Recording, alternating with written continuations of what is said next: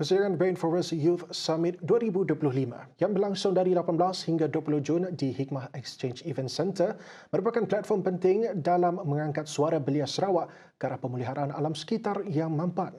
Menteri Belia, Sukan dan Pembangunan Usahawan Sarawak, Dato Sri Abdul Karim Rahman Hamzah berkata, Kerajaan Negeri sentiasa membuka ruang kepada Beliau untuk menyumbang idea dan terlibat secara langsung dalam dasar berkaitan alam sekitar. Bertemakan Living Landscape Charting a Sustainable Future, persidangan ini menghimpunkan penceramah antarabangsa dan bengkel interaktif untuk merangka agenda masa depan lestari yang inklusif. Youth, they will be having lots of ideas. And I'm very sure the organizer of the event, they are also collecting data, getting these data, and it will be presented to us.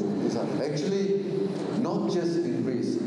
As far as the ministry, the State Ministry of Youth, Sports and Entrepreneurial Development in Sarawak, we also go down to the ground under what we call Kerajaan Belia, where we have engagement with the youth. Engagement with the youth, we want to see what are the aspirations of the youth, whether they are in the rural areas, whether they are in the urban areas. Beliau juga optimis bahawa race akan terus berkembang seiring kesedaran global terhadap kepentingan menjaga alam sekitar.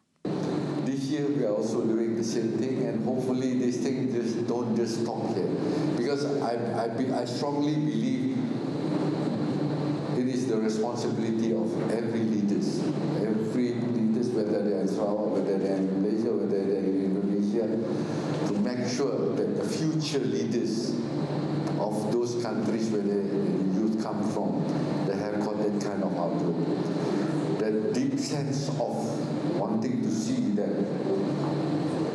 their country, their state are looked after, no pollution, sustainability. Beliau berkata demikian pada sidang media Persidangan Rainforest Youth Summit RACE 2025 di Hikmah Exchange Event Centre, Kuching pada Rabu.